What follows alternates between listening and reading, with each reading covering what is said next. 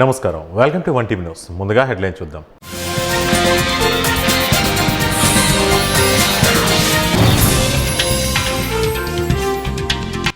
యోగి, అఖిలేష్ సహా 52 మందికి bullet proof జాకెట్లు. యూపీ ఎన్నికలకు ముందు కీలక భద్రతా చర్యలు.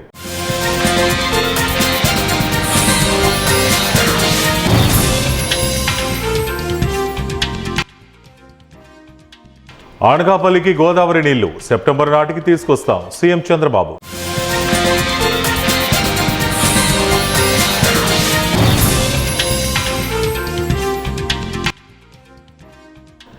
కేరళంలో భారీ వర్షాలు, 7 జిల్లాలకు రెడ్ అలర్ట్, పాఠశాలలకు సెలవు.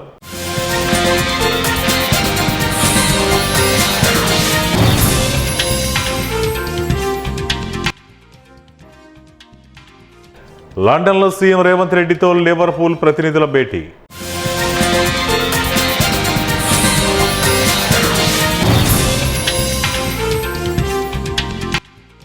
ముప్పై 31న పోల సుబ్బయ్య వెలిగొండ ప్రాజెక్టు ప్రారంభం. జలవనరుల శాఖ మంత్రి డాక్టర్ నిమ్మల రామానాయుడు. ఉత్తరప్రదేశ్ 2027 అసెంబ్లీ ఎన్నికలు సమీపిస్తున్న వేళ రాజకీయ నాయకుల భద్రతను ప్రభుత్వం మరింత కట్టుదిట్టం చేసింది.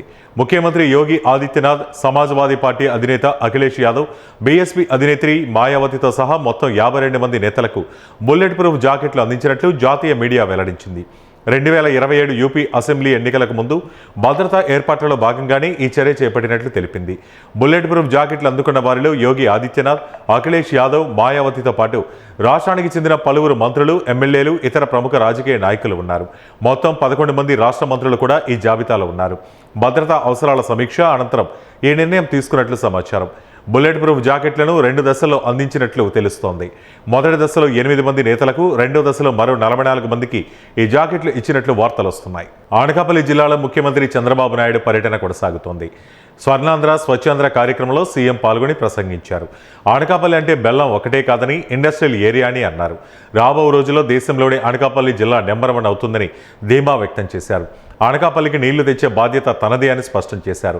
త్వరలోనే అనకాపల్లి, విశాఖకు గోదావరి నీళ్లు తీసుకొస్తామని, జిల్లాలో ప్రతి చెరువు, రిజర్వాయర్లను నింపుతామని వెల్లడించారు. సెప్టెంబర్ తొలి వారంలోనే అనకాపల్లికి నీరు తెచ్చి చూపిస్తామని పేర్కొన్నారు. మేం చేస్తున్న పనులన్నీ అభినందిస్తే అదే పెద్ద కిక్ అని చెప్పుకొచ్చారు. మంచి పనులు చేస్తుంటే కొందరు అడ్డుకోవాలని చూస్తున్నారని సీఎం మండిపడ్డారు. విమర్శలు చేసేవారికి డేటా సెంటర్ అంటే తెలియదని విమర్శించారు. ఎప్పటి వరకు డేటా సెంటర్ ప్రారంభం కాలేదని, తాగడానికి నీళ్లు లేవంటూ దుష్ప్రచారం చేస్తున్నారంటూ ఆగ్రహం వ్యక్తం చేశారు. డేటా సెంటర్ వస్తే లక్షల మందికి ఉద్యోగాలు వస్తాయన్నారు. డేటా సెంటర్లతో ఆదాయం కూడా పెరుగుతుందని తెలిపారు. దేశంలో తొలిసారి క్వాంటం కంప్యూటర్ అమరావతికి వస్తోందన్నారు. విద్యార్థులకు ఇప్పటి నుంచే ఏఐ టెక్నాలజీ నేర్పాలని సూచించారు.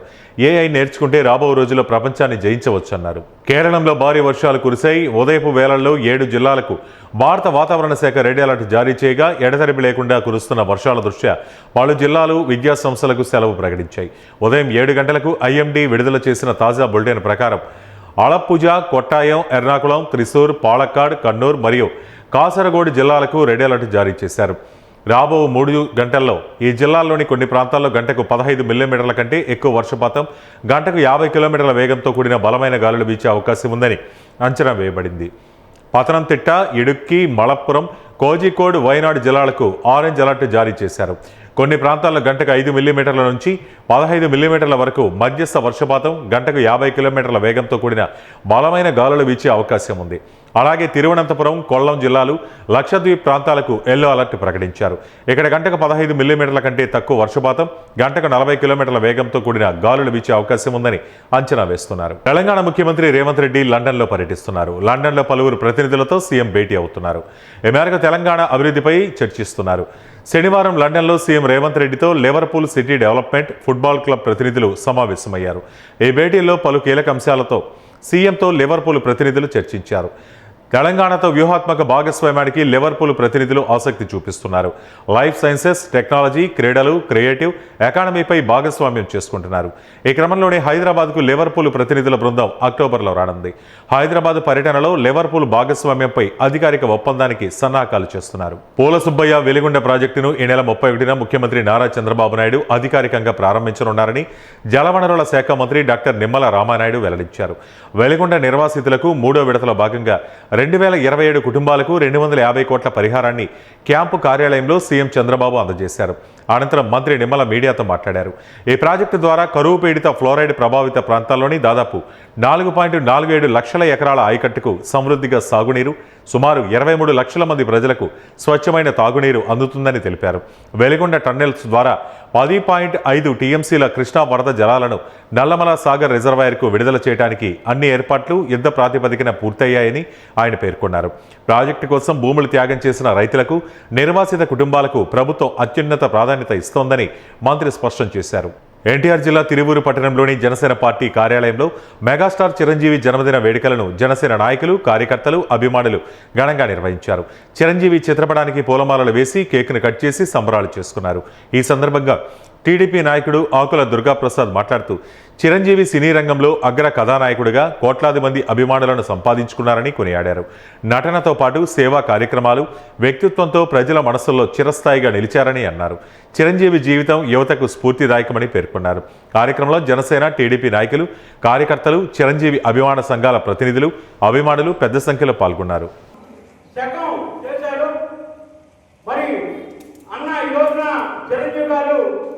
మరి కోవిడ్ సమయంలో గ్యాస్ సిలిండర్లు కానీ ఏదైనా కానీ మరి మన బ్లడ్ బ్యాంక్ పెట్టి డొనేషన్ సేవా కార్యక్రమాలు కానీ ఆయన చేస్తూ ఉన్నారు.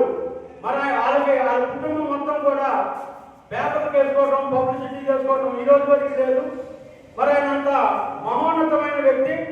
మరి అలాంటి వ్యక్తి పుట్టినరోజుని వారవారలా జరుపుకుంటాం. మనం ఈ పుట్టినరోజు జరుపుకోవడం కాదు, ఆయన చేసే దాంట్లో మనం కూడా సేవా కార్యక్రమాలు చేస్తే అది మంచి చేసినట్టు ఒక పేదలకి ఏదైనా మనం సహాయం చేయడం కానీ, ఒక అనాథ శరణాలయంలో కానీ ఎక్కడైనా బియ్యం, పప్పు, ఉప్పు అలాంటి ఇవ్వడం కానీ అలాంటివన్నీ కూడా మనం చేస్తే ఆయన కూడా మనం సహాయ సహకారాలు అందించినటువంటి ఆయన స్ఫూర్తిని తీసుకొని కర్నూలు సమీపంలోని చిన్నటేకూరులో ఉన్న Brindavan institute of technology and science కళాశాలలో నూతనంగా ఏర్పాటు చేసిన డ్రోన్స్ అండ్ ఐఓటీ ల్యాబ్ను Kurnool IIIT associate professor doctor J Krishnaiah ప్రారంభించారు. డ్రోన్, ఐఓటీ టెక్నాలజీలు భవిష్యత్తులో కీలకంగా మారనున్నాయని ఆయన అన్నారు. వ్యవసాయం, నిర్మాణ రంగం, రక్షణ రంగాల్లో డ్రోన్ల వినియోగం పెరుగుతోందన్నారు. కర్నూలులో డ్రోన్ హబ్ ఏర్పాటు కావడం శుభపరిణామని, దీనివల్ల విద్యార్థులకు ఉద్యోగ, పరిశ్రమ అవకాశాలు పెరుగుతాయని తెలిపారు. విద్యార్థుల కోసం 2 డ్రోన్లను అందుబాటులో ఉంచినట్లు కళాశాల ప్రిన్సిపాల్ రమేష్ రెడ్డి తెలిపారు. రాబోయే ఏమన్నా వ్యాధులు ఉన్నాయనుకోండి, మొక్కలకి వచ్చే ప్లాంట్స్, ఈ క్రాప్స్కి వచ్చేవి ముందే గ్రహించేసి అది సరైన నివారణ తీసుకోవడానికి ఉపయోగపడుతుంది. వాటికి కూడా డ్రోన్స్ ఉపయోగిస్తున్నారు. అలాగే మందులు స్ప్రే చేయడానికి పంటలకి, లేదంటే ఇంకా వేరే వేరే యాక్టివిటీస్ అన్నిటికి కూడా ఉపయోగిస్తున్నారు. అలాగే ఇప్పుడు పశువుల కాయడానికి కూడా ఇన్ఫాక్ట్ కొన్ని కంట్రీస్లో డ్రోన్స్ ఉపయోగిస్తున్నారు. అంటే డ్రోన్ అదంతా మానిటర్ చేస్తూ ఉంటుంది. ఇక్కడ ఎక్కడో రిమోట్ ప్లేస్లో యాక్చువల్ మనుషులు కూర్చొని చూస్తూ ఉంటాం. డిఫెన్స్ టెక్నాలజీలో కూడా ఇది చాలా ఉపయోగపడుతుంది. ఫర్ ఎగ్జాంపుల్ ఆర్మీ వాళ్ళు ముందు వెళ్ళకుండా ముందు డ్రోన్స్ వెళ్ళి అక్కడ సర్వైలెన్స్ చేసి అక్కడ ఏమున్నాయి, మన ఎవరైనా శత్రువులు ఎవరైనా ఉన్నారా లేదా అని ముందే గ్రహించేసి వీళ్ళకి విజువల్ ఫీడ్బ్యాక్ ఇస్తూ ఉండడానికి ఛాన్స్ ఉంటుంది. అలాంటి వాటికి కూడా చాలా ఉపయోగపడుతున్నాయి ఇప్పుడు. కాబట్టి అంటే డ్రోన్ అనేది ఇట్స్ నాట్ ఒక సింగిల్ ఒక పర్టికులర్ ఏరియాకి, ఒక పర్టికులర్ ఇంజనీరింగ్కి మాత్రమే సంబంధం కాదు, చాలా ఏరియాస్. అంటే అందుకే ఇది మల్టీ డిసిప్లినరీ ఒక వర్క్ లాంటి, రీసెర్చ్ వర్క్ లాంటిది. అంటే there is no end as of now, in the continue there is always new technologies are coming forward. ఇప్పుడు ప్రస్తుతానికి ఏంటంటే ఈ డ్రోన్ అనేది ఎంత కాంపాక్ట్ చేయగలము, ఎంత ఎండ్యూరెన్స్, ఎక్కువ సేపు గాల్లో ఉండడానికి బ్యాటరీ అనేది ఇంపార్టెంట్. వీటన్నిటి చాలా ఏరియాస్. ఇప్పుడు ఫర్ ఎగ్జాంపుల్ మనకి త్వరలో వరంగల్ జిల్లా ఉరుసుగొట్టలో మద్యం మత్తులో న్యూసెన్స్ చేస్తున్న బెటాలియన్ కానిస్టేబుల్పై బీట్ కానిస్టేబుల్ లాఠీతో దాడి చేసిన ఘటన కలకలం రేపింది. బార్లో న్యూసెన్స్ చేస్తున్నాడంటూ సిబ్బంది 112కు ఫిర్యాదు చేశారు. సమాచారంతో అక్కడికి చేరుకున్న beat constable Santosh Reddy battalion కానిస్టేబుల్ను అక్కడి నుంచి వెళ్లిపోవాలని చెప్పి చెంపపై కొట్టినట్లు సమాచారం. దీంతో అతడు సంతోష్ రెడ్డిపై తిరిగి చేయి చేసుకున్నాడు. ఆగ్రహంతో సంతోష్ రెడ్డి లాఠీతో అతడిపై దాడి చేయగా స్థానికులు కూడా అడ్డుకున్నట్టు తెలుస్తోంది.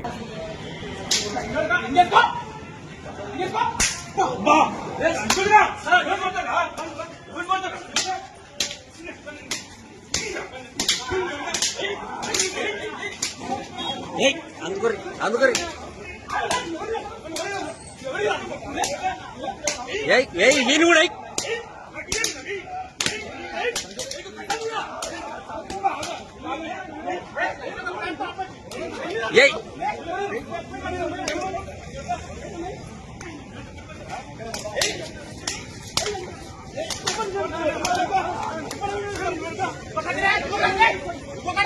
ఫస్ట్ వీళ్ళు కూడా మాదాపూర్ అంజయ్ నగర్లో నిర్మాణంలో ఉన్న 7 అంతస్తుల భవనం ఒక్కసారిగా కుప్పకూలింది. కేవలం 50 గజాల స్థలంలో నాలా పక్కనే అక్రమంగా భవనం నిర్మిస్తున్నట్లు స్థానికులు ఆరోపిస్తున్నారు. భవనం కూలి పక్కనే ఉన్న మరో అపార్ట్మెంట్పై పట్టడంతో అది కూడా దెబ్బతింది. ఘటనలో పలువురికి గాయాలు కాగా వారిని ఆసుపత్రికి తరలించారు. నాలా పక్కనే ఇంత చిన్న స్థలంలో 7 అంతస్తుల నిర్మాణానికి అనుమతులు ఎలా ఇచ్చారంటూ స్థానికులు ఆగ్రహం వ్యక్తం చేస్తున్నారు.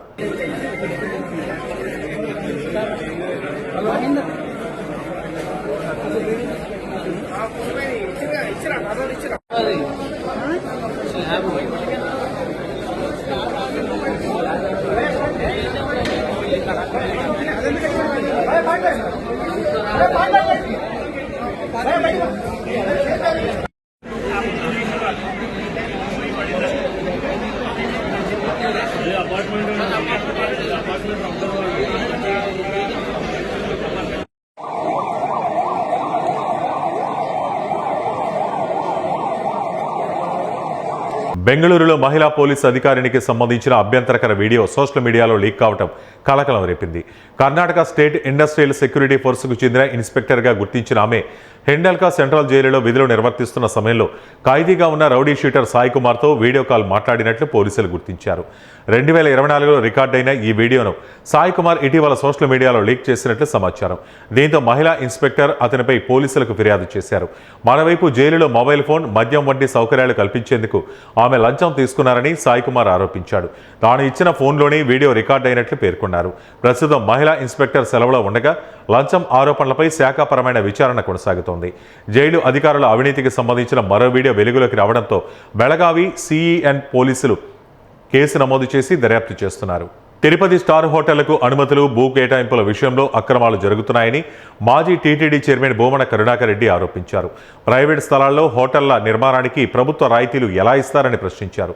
దామినేడులో సిఆర్ఆర్ హాస్పిటాలిటీకి భారీ రాయితీలు కల్పించారని, 21 ఎకరాలను తక్కువ ధరకే కేటాయించారని ఆరోపించారు. 5 ఏళ్ల పాటు ఉచిత విద్యుత్ సహా పలు రాయితీలు ఎందుకు ఇచ్చారో ప్రభుత్వం సమాధానం చెప్పాలని డిమాండ్ చేశారు. సంస్థకు హోటళ్ల నిర్మాణ అనుభవం, ఆర్థిక స్థితిపై స్పష్టత ఇవ్వాలన్నారు. తిరుపతిలో ఇప్పటికే వసతి సదుపాయాలు అందుబాటులో ఉన్న నేపథ్యంలో కొత్త స్టార్ హోటళ్లకు అనుమతులు ఎందుకని భూమన ప్రశ్నించారు. ఈ వ్యవహారంపై ప్రభుత్వం వెంటనే స్పందించి అనుమతుల వెనక ఉన్న వ్యక్తులు, కారణాలను బయటపెట్టాలని డిమాండ్ చేశారు. స్టార్ హోటళ్ల అనుమతుల వ్యవహారాన్ని వైఎస్ఆర్ కాంగ్రెస్ పార్టీ తీవ్రంగా వ్యతిరేకిస్తోందని చెప్పారు. వాళ్లతోనో ఒబరాయ్ గ్రూప్తోనో లేకపోతే ఐటీసీ కంపెనీతోనో ఏమన్నా ఒప్పందం కుదుర్చుకున్నారా? అది లేదు. వాళ్ళు 5 స్టార్ హోటల్ కట్టాలనుకున్నారు. మేము ఇచ్చేస్తున్నాం వాళ్ళకి కావాల్సినటువంటి రాయితీలన్నీ. 192 కోట్లతో కడతాం, 200 మందికి పైగా ఉద్యోగాలు వస్తాయి, మాకు మొత్తం అన్ని రాయితీలు ఇవ్వండి అని అంటే రేపు వాళ్ళు ఆ హోటలే కడతారన్నటువంటి నమ్మకం ఏమున్నది? వాళ్ళ వెనక ఏ రకమైనటువంటి బ్యాక్గ్రౌండు చూడకుండా, వాళ్ళ వ్యాపార అనుభవం ఏంటి అన్నటువంటి విషయం చూడకుండా, వాళ్ళ ఫైనాన్షియల్ కెపాసిటీ ఏంటి అన్నది కూడా అర్థం చేసుకోకుండా వీళ్ళు ఇష్టం వచ్చినట్టుగా ఈ రకమైనటువంటి అనుమతులు వెనుక ఈ స్టేట్ ఇన్వెస్ట్మెంట్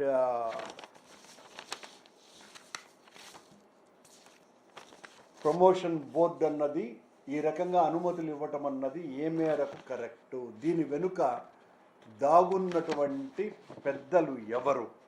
ఇవి బయటికి రావాల్సినటువంటి అవసరం ఉన్నది. దీనికి సంబంధించిన బ్యాంకు రుణం ఏమన్నా వాళ్ళు చెప్పారా? ఎలా వస్తుంది? 192 కోట్లు ఎక్కడి నుంచి సమీకరిస్తారు? ఒక చిన్న ఇంటిలో ఉన్నటువంటి వారి అడ్రస్తో 192 కోట్లతో ఒక్కళ్ళే ఏక సంస్థ మరొకరితో టైఅప్ కాకుండా ఇంత పెద్ద హోటల్ని ఏ రకంగా నిర్మిస్తారు అంటే దీనికి సమాధానం లేదు. ఇది పూర్తిగా ప్రజాధనాన్ని హంపి సమీపంలోని తుంగభద్ర నదిలో ప్రమాదవశాత్తు కాలు జారిపడి కౌతాలం మండలం సులేకేరి గ్రామానికి చెందిన తల్లి కుమార్తె గల్లంతయ్యారు. షాహీన్ ఆమె కుమార్తె యాస్మిన్ బంధువులతో కలిసి హంపి పర్యటనకు వెళ్లారు. నది ఒడ్డిన భోజనం అనంతరం స్నానానికి దిగగా ప్రమాదవశాత్తు నీటిలో గల్లంతయ్యారు. ఘటనతో సులేకేరి గ్రామంలో విషాద ఛాయలు అలుముకున్నాయి. గల్లంతైన వారి కోసం గాలింపు చర్యలు కొనసాగుతున్నాయి.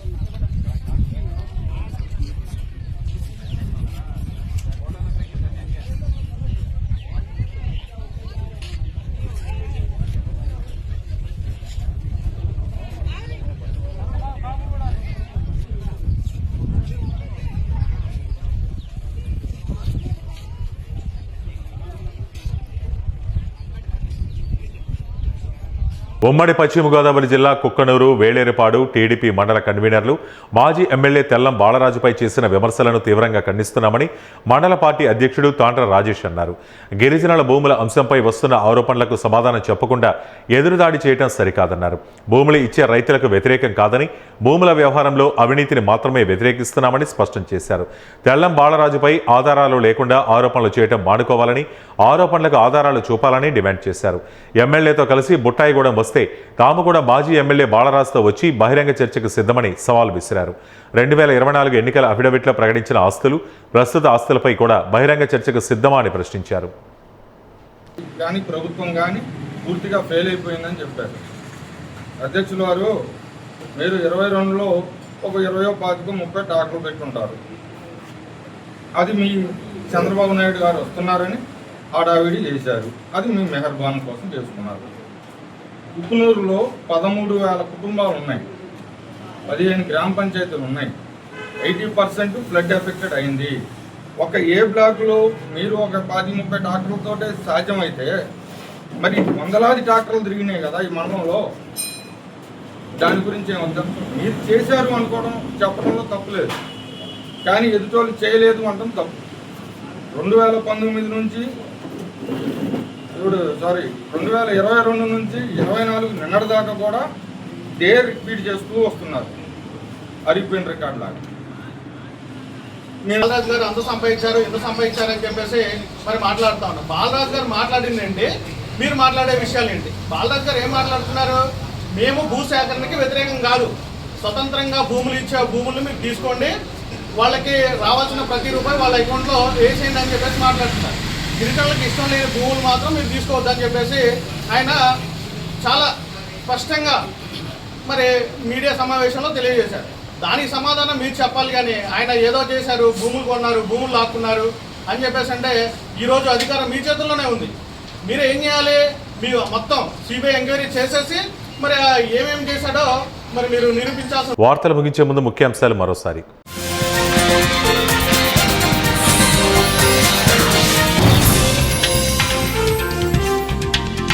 యోగి, అఖిలేష్ సహా 52 మందికి బుల్లెట్ ప్రూఫ్ జాకెట్లు. యూపీ ఎన్నికలకు ముందు కీలక భద్రతా చర్యలు.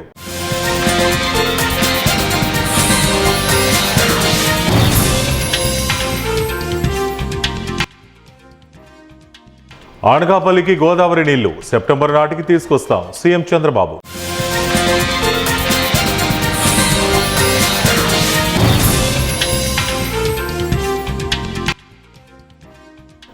కేరళంలో భారీ వర్షాలు, 7 జిల్లాలకు రెడ్ అలర్ట్, పాఠశాలలకు సెలవు.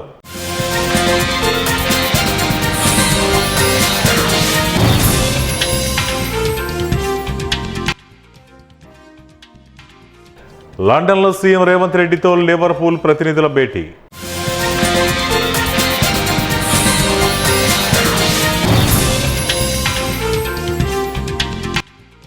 ముప్పై 31న పూల సుబ్బయ్య వెలిగొండ ప్రాజెక్టు ప్రారంభం. జలవనరుల శాఖ మంత్రి డాక్టర్ నిమ్మల రామానాయుడు. ఇవే ఇప్పటివరకు ఉన్న బులెటిన్ అప్డేట్స్. మరిన్ని అప్డేట్స్ కోసం చూస్తూనే ఉండండి 1 టీవీ న్యూస్.